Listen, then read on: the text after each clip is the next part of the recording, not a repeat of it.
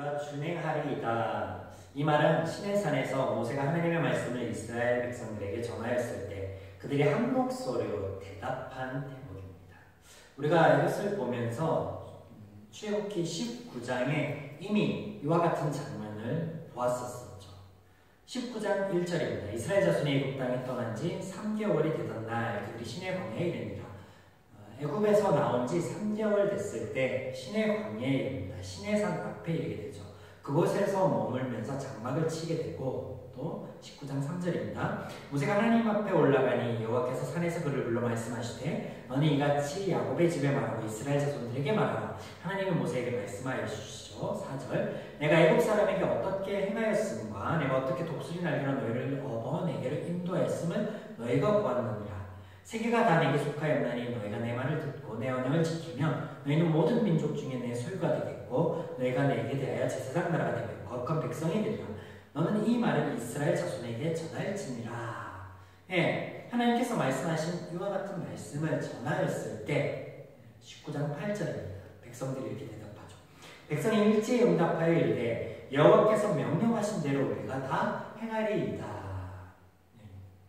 그래서 출애굽기 19장 이후에 등장하는 20장에서의 10마디의 말씀, 10개 넘어가 21장과 33장까지의 법규는 하나님이 백성들에게 말씀하신 구체적인 이 언약의 내용이 되는 거죠. 이것을 백성들이 다 지키겠다고 하나님 앞에 지금 약속을 하고 있습니다.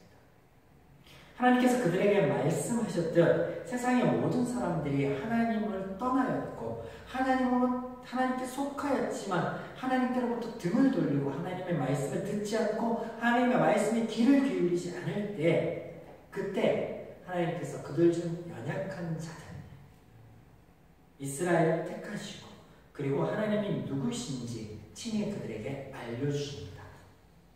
이런 하나님의 부르심의 목적으로 하나님을 알리시는 것이 우리가 지금 나누고 있는 출애굽기의 주제입니다. 소명이라고 하죠. 하나님께서는 당신을 알리신 이스라엘에게 세상 모두가 나의 말을 듣지 않을 때 너희는 들을 수 있겠니? 라고 물으십니다. 이스라엘의 대답은 예스였죠. 그런데 하나님께서는 그들 이스라엘이 자신들의 확답과는 달리 하나님의 말씀을 듣지 않을 것을 아셨습니다. 그래서 지난주 잠깐 언급한 대로 하나님께서 이스라엘에게 약속의 땅을 주심에 있어서 그곳 거민들을 한꺼번에 쫓아내지 않고 순서대로 차근차근 쫓아내신다 하였습니다. 그 이유는 이스라엘이 정착 전에 황폐해진 땅에 거하게 되면 그곳에 들짐승들이 생기게 될 거고 그로 인해서 피해 입을 것을 염려하여서 그렇게 하신다 하였죠. 이게 출애굽기 23장, 지난주에 나눴던 23장 29절의 말씀입니다. 그런데 또 하나님께서 그렇게 하신 당신의 배려가 염려되신다 하셨습니다. 왜냐하면 이스라엘이 하나님의 말씀을 듣지 않고 그곳에 남아있는 거류민들의 풍속과 신들을 섬길 것을 아셨기 때문이죠. 그래서 23장의 32절과 33절에 이런 말씀하십니다. 너는 그들과 그들의 신들과 언약하지 말라. 그들이 내 땅에 머무르지 못할 것은 그들이 너를 내게 범죄하게 할까 두려움이라. 내가 그들 신을 섬기며 그것이 너의 올무가 되리라. 하나님께서 염려하셔서 두려워하신다라는 표현을 이렇게 하시는 것은 백성들이 그렇게 할 것을 아셨다. 그 말은 지금 20장에서부터 23장까지 하시는 말씀을 백성들이 지키겠다고 예스 했지만 그렇지 못할 것을 하나님께서 아셨다라는 거예요. 그럼에도 불구하고 하나님께서 지금 언약을 맺으십니다. 본문에 보시면 구체적으로 언약을 맺는 모습이 등장하죠. 4절 모세가 여호와의 모든 말씀을 기록하고 이른 아침에 일어나 산 아래 제단을 쌓고 이스라엘 12지파대로 12기둥을 세우고 제단을 쌓고 12기둥을 세웁니다. 이스라엘 자손의 청년들을 보내어 여호와께 소로 번제와 화목제를 드리게 하고 소를 잡아서 번제와 화목제를 드립니다. 또 피를 가지고 반은 여러 양푼에 담고 반은 제단에 뿌리고 언약서를 가져다가 백성들에게 낭독하여 듣게 하니 그들이 이르되 여호와의 모든 말씀을 우리가 준행하리이다. 모세가 그 피를 가지고 백성에게 뿌리며 이르되 이는 여호와께서 이 모든 말씀에 대하여 너희와 세우신 언약의 제사를 지내고 그 제사 지낸 피를 가지고 언약의 피다, 언약을 세웁니다. 지금 언약을 맺는 장면을 보시면 처음 시내산에 모세만 올라갑니다. 그러다 이제 제사장인 아론과 나답, 아비후와 함께 이스라엘 장로 70명과 함께 올라갑니다. 여호수아도 포함되어 있죠. 또 40일, 40주에 걸쳐 하나님께서 직접 쓰신 돌판을 받는 대목에서는 모세 한 사람만 올라갑니다. 또 모세가 올라갔을 때 구름 기둥으로 가득 하나님의 영광이 차 있다가 6째 날까지 그렇게 있다가 7째 날 비로소 모세에게 줍니다. 모세를 부르십니다. 제가 이전에 이 대목, 19장에 동일하게 등장하는 이 대목, 하나님께서 마치 상황극과 같은 이런 연출을 하심이 그들을 위함이다, 이스라엘 백성들을 위함이다 라고 하였습니다. 기억나십니까? 이방 종교, 제에 익숙한 그들 이스라엘을 위하여 하나님께서 그렇게 하신다라고 하였습니다. 네, 이것이 정답이죠. 그러나 오늘은 조금 다른 측면에서 접근해 보겠습니다. 우리가 성경을 통해 알고 있는 하나님은 영이십니다. 영이라는 건 뭐예요? 육신이 아니기 때문에 형상을 갖고 있는 것이 아니기 때문에 우리가 보고 싶어도 볼 수 있는 존재가 아니다라는 거죠. 그래서 본문 11절에 하나님을 보았고 먹고 마셨다라고 하는 이들, 그들이 본 하나님에 대한 묘사가 등장하는데 10절에 등장하는데 이상합니다. 애매모호합니다. 이스라엘 하나님을 보니 그의 발 아래는 청옥을 편 듯하고 하늘같이 청명하더라. 이게 무슨 말이에요? 이게 본 형상이에요? 성경에 보면 이스라엘의 인식 안에서, 그들의 인식 안에서 우리가 하나님을 보면 해를 입는다, 죽는다라는 생각을 가지고 있었습니다. 그래서 사사기 6장에 기드온이 하나님의 사자를 만나서 자신이 죽을 것이다 라고 슬퍼합니다. 그리고 13장에 보면 삼손의 부모에게 하나님의 사자가 나타나서 너희들에게 곧 아이가 태어날 것이다 라고 얘기할 때 이제 우리가 죽게 되었다라고 얘기합니다. 그런데 그들이 죽었나요? 아니, 죽지 않았습니다.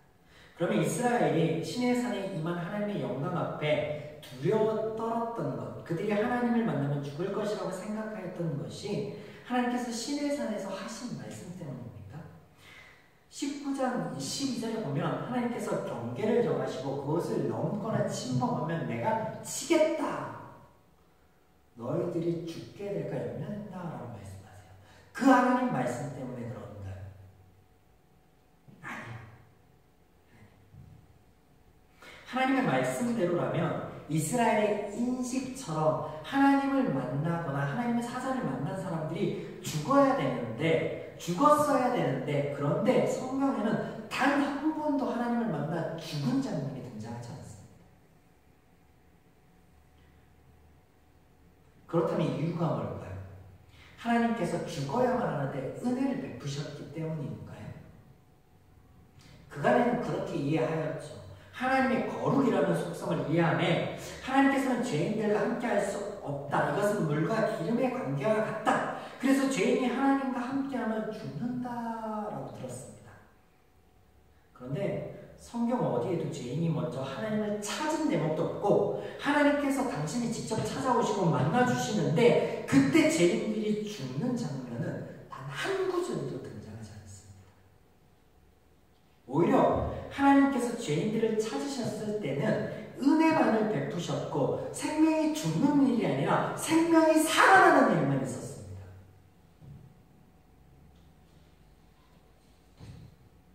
그렇다면 19장의 말씀은 뭔가요? 이스라엘의 인식 안에 박혀있는 그건 뭔가요? 하나님께서 허언을 하시는 건가요? 있을 수 없는 일, 있지 않은 일, 생기지 않을 일을 말씀하시는 건가요?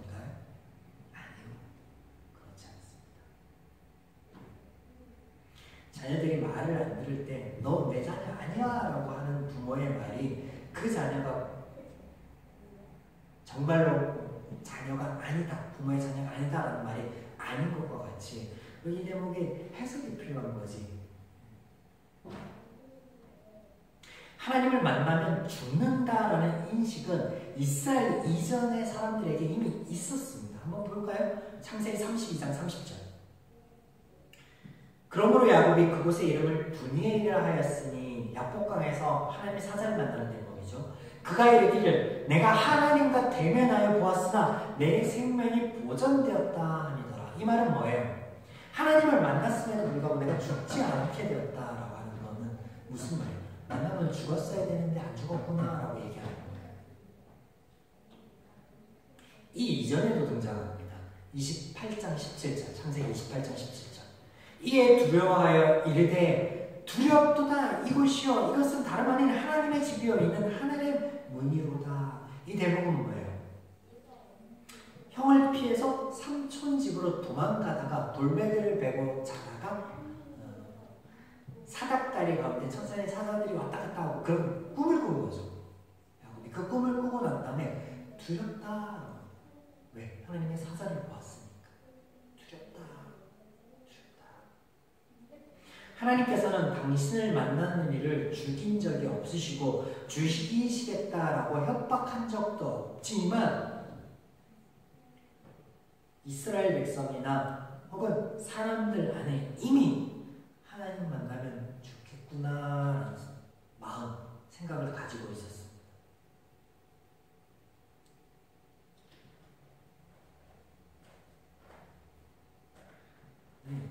이것은 하나님의 성품, 거룩의 문제가 아닌 죄인의 마음의 문제라는 거죠.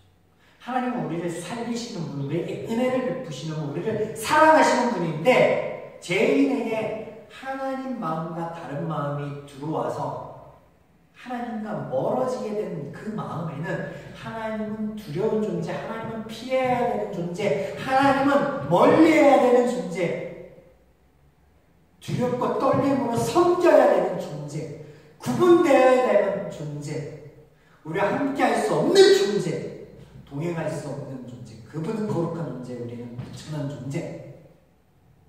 그렇게 갈라놓았다는 거예요. 뭐예요? 죄인의 마음의 문제라는 거예요. 죄인의 마음의 문제. 이 대목이 너무나 중요합니다. 우리가 지금 19장에서 언약을 맺는 장면을 오늘 24장에서 동일하게 보고 있는데요. 하나님께서 그 사이에 하나님의 말씀을 통해 십계명 혹은 율법을 주신 것이 사람들의 행위를 독려하기 위한 것이 아니었고 당신의 마음을 보이시고 당신이 행할 일을 또 당신의 마음이어야만 너희가 산다라고 하는 것을 말씀하시는 것과 같이 동일한 내용입니다. 율법을 지키고 안 지키고의 문제가 아니라 1장부터 24장, 23장의 내용이 마음의 문제였다라는 거예요. 바로 마음의 문제. 지금 하나님의 모든 말씀을 들은 이스라엘이 지키겠다, 행하겠다라고 하나님 앞에 약속을 합니다. 이를 하나님께서 제사 형태로 언약을 맺으시죠. 그런데 하나님께서는 그들 이스라엘이 이 언약을 지키지 못할 것을 아셨음에도 불구하고 그럼에도 불구하고 그들 앞에서 상급까지 버려가면서 언약을 맺으십니다. 그 이유가 뭘까요? 우리가 알고 있는 십계명 율법을 주심이 하나님께서 행하시겠다, 하나님께서 너희들에게 그런 삶을 이끄시겠다, 그 하나님의 마음을 보여주시고 그 마음으로 이어야만 너희들이 살 수 있다라는 것을 알려주셨단 말이에요.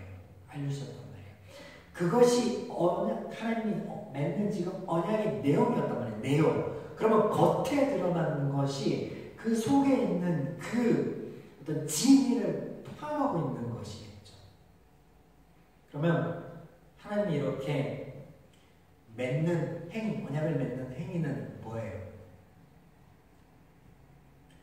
23장까지 나오는 말씀의 연장선이죠. 이스라엘 백성들은 언약을 맺으며 자신들이 다짐한 대로 지킬 수 있을 거라 여겼습니다. 그런데 정작 하나님께서는 이런 일련의 일들을 성경에 기록하면서 우리에게 알려주시는 것은 말씀을 지키지 않고의 문제가 아닌 바로 마음의 문제라는 걸 알려주셔요. 마음의 문제.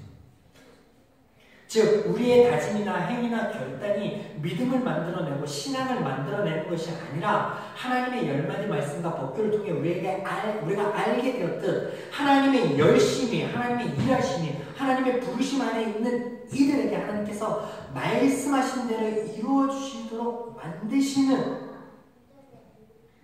그 은혜가 강조되는 것이, 그 은혜를 하나님께서 깨닫게 하여 주시는 거예요. 알게 하여 주시는 거예요.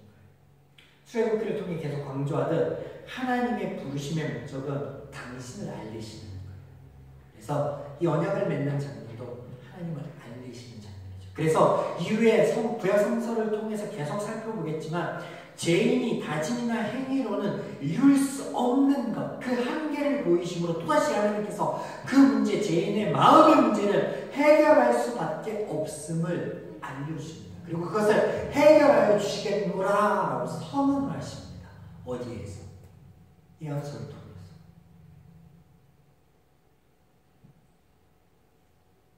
우리의 결단이나 행위를 통해 하나님께서 영광을 받으시거나 존귀되는 것이 아닙니다. 성경 어디에도 인간의 행위 때문에, 인간들이 하나님 앞에 결단하는 것들 때문에 하나님께서 영광을 받으시거나 하나님께서 존귀되는 것이 없습니다. 그럼에도 불구하고 사람들은 착각합니다. 계속해서 하나님이 이스라엘 백성들에게 율법이라는 것, 그리고 또 십계명이라는 것을 얘기하면서 내가 그렇게 해주겠다, 나의 마음을 봐라, 이 마음이어야만 된다라고 할 때 인간들은 계속해서 하나님의 마음이 아니라 그 말씀에 귀 기울이지 못하고 제가 어떻게든 해볼게요, 내가 해볼게요.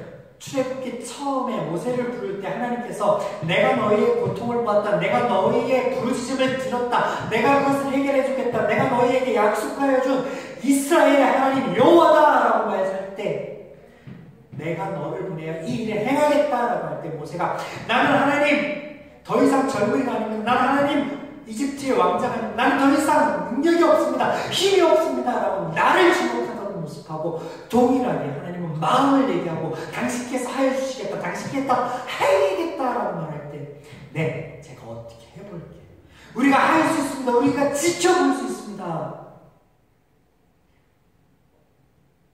오늘날 우리가 하나님의 말씀을 들을 때 우리는 어떻게 반응합니까?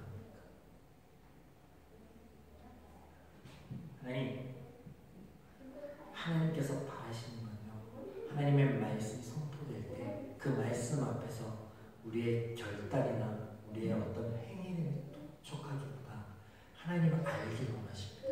그래서 이스라엘 백성들에게 하나님께서 출애굽의 모든 여정을 통해서 한 가지만을 당부하십니다. 그 당부하시는 게 뭐였어요? 하나님의 안식일, 하나님의 절기를 통하여서 하나님을 잊지 않는 것, 하나님을 기억하는 거예요. 그래서 하나님께서 모세를 통하여서 십계명이라는 걸 통해서 율법을 통해서 언약을 세울 때 이스라엘이 기억해야 될 것은 그런 하나님 자체였다는 거예요. 하나님 자체. 그래서 하나님을 기억하는 것, 하나님을 기억하고 하나님을 아는 것.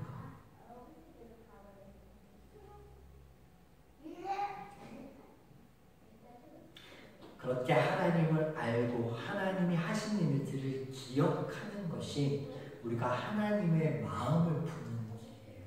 그 마음이어야만 살 수 있고 그 마음이어야만 누릴 수 있는 은혜와 평강이 있음을 우리가 계속 나누지 않았습니까? 하나님이 출애굽기 24장의 말씀을 통하여서 언약을 세우는 그것도 그 안에서 죄인의 한계를 보이심으로 우리에게 말씀하시는 것은 너희들이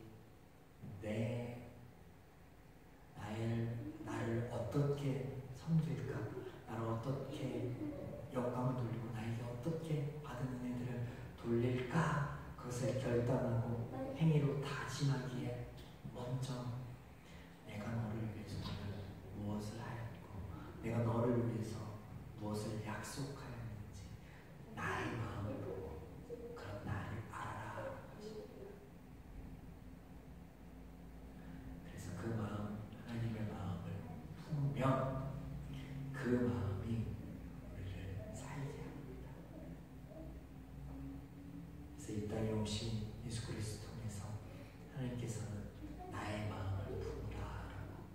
또 그 하나님의 마음을 품을 수 있도록 우리를 위해 도우시도록 하나님의 영까지 친히 우리에게 주셨음을 기억합시다. 그래서 그 하나님 안에서 우리가 하나님을 잊지 않고 기억함으로 하나님의 마음을 품어서 누릴 수 있는